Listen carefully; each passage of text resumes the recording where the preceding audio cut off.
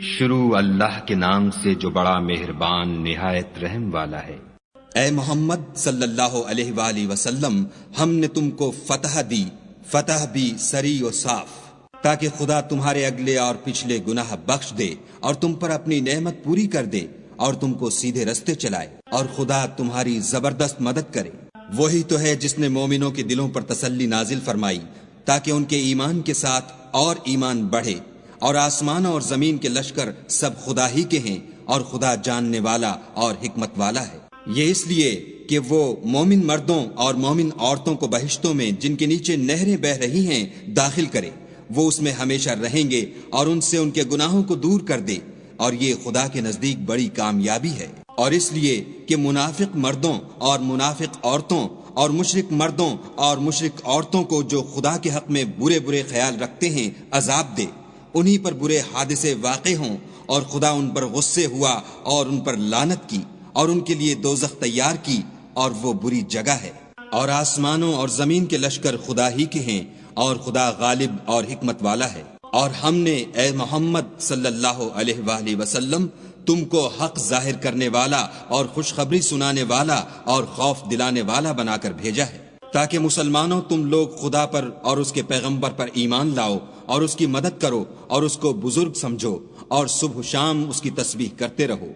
جو لوگ تم سے بیعت کرتے ہیں وہ خدا سے بیعت کرتے ہیں، خدا کا ہاتھ ان کے ہاتھوں پر ہے۔ پھر جو عہد کو توڑے تو عہد توڑنے کا نقصان اسی کو ہے، اور جو اس بات کو جس کا اس نے خدا سے عہد کیا ہے پورا کرے تو وہ اسے عنقریب اجر عظیم دے گا۔ جو گنوار پیچھے رہ گئے وہ تم سے کہیں گے کہ ہم کو ہمارے مال اور اہل و عیال نے روک رکھا، آپ ہمارے لیے خدا سے بخشش مانگیں۔ یہ لوگ اپنی زبان سے وہ بات کہتے ہیں جو ان کے دل میں نہیں ہے۔ کہہ دو کہ اگر خدا تم لوگوں کو نقصان پہنچانا چاہے یا تمہیں فائدہ پہنچانے کا ارادہ فرمائے تو کون ہے جو اس کے سامنے تمہارے لیے کسی بات کا کچھ اختیار رکھے؟ کوئی نہیں، بلکہ جو کچھ تم کرتے ہو خدا اس سے واقف ہے۔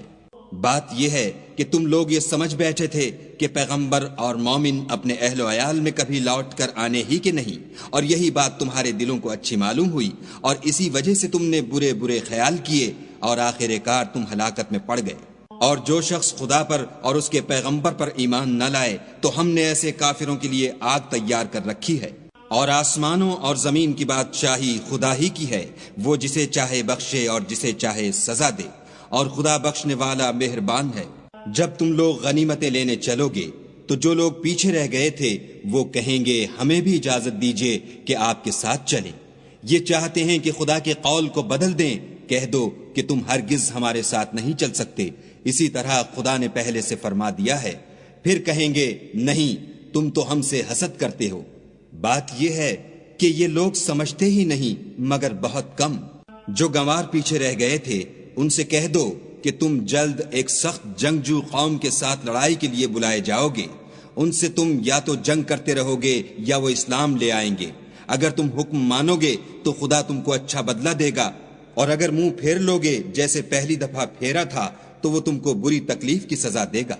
نہ تو اندھے پر گناہ ہے کہ سفر جنگ سے پیچھے رہ جائے، اور نہ لنگڑے پر گناہ ہے اور نہ بیمار پر گناہ ہے۔ اور جو شخص خدا اور اس کے پیغمبر کے فرمان پر چلے گا خدا اس کو بہشتوں میں داخل کرے گا جن کے تلے نہریں بہ رہی ہیں، اور جو روگردانی کرے گا اسے برے دکھ کی سزا دے گا۔ اے پیغمبر صلی اللہ علیہ وآلہ وسلم، جب مومن تم سے درخت کے نیچے بیعت کر رہے تھے تو خدا ان سے خوش ہوا،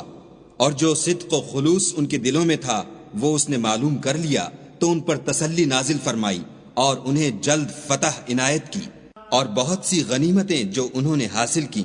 اور خدا غالب حکمت والا ہے۔ خدا نے تم سے بہت سی غنیمتوں کا وعدہ فرمایا ہے کہ تم ان کو حاصل کرو گے، سو اس نے غنیمت کی تمہارے لیے جلدی فرمائی اور لوگوں کے ہاتھ تم سے روک دیے۔ غرض یہ تھی کہ یہ مومنوں کے لیے خدا کی قدرت کا نمونہ ہے اور وہ تم کو سیدھے رستے پر چلائے، اور غنیمتیں دیں جن پر تم قدرت نہیں رکھتے تھے، اور وہ خدا ہی کی قدرت میں تھیں، اور خدا ہر چیز پر قادر ہے۔ اور اگر تم سے کافر لڑتے تو پیٹھ پھیر کر بھاگ جاتے، پھر کسی کو دوست نہ پاتے اور نہ مددگار۔ یہی خدا کی عادت ہے جو پہلے سے چلی آتی ہے، اور تم خدا کی عادت کبھی بدلتی نہ دیکھو گے۔ اور وہی تو ہے جس نے تم کو ان کافروں پر فتح یاب کرنے کے بعد سرحد مکہ میں ان کے ہاتھ تم سے اور تمہارے ہاتھ ان سے روک دیے،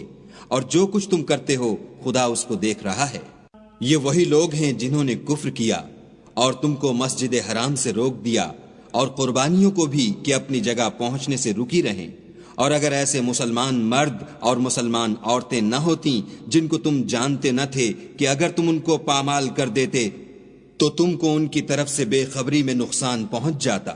تو بھی تمہارے ہاتھ سے فتح ہو جاتی، مگر تاخیر اس لیے ہوئی کہ خدا اپنی رحمت میں جس کو چاہے داخل کر لے، اور اگر دونوں فریق الگ الگ ہو جاتے تو جو ان میں کافر تھے ان کو ہم دکھ دینے والا عذاب دیتے۔ جب کافروں نے اپنے دلوں میں ضد کی اور ضد بھی جاہلیت کی تو خدا نے اپنے پیغمبر اور مومنوں پر اپنی طرف سے تسکین نازل فرمائی اور ان کو پرہیزگاری کی بات پر قائم رکھا، اور وہ اسی کے مستحق اور اہل تھے، اور خدا ہر چیز سے خبردار ہے۔ بے شک خدا نے اپنے پیغمبر کو سچا اور صحیح خواب دکھایا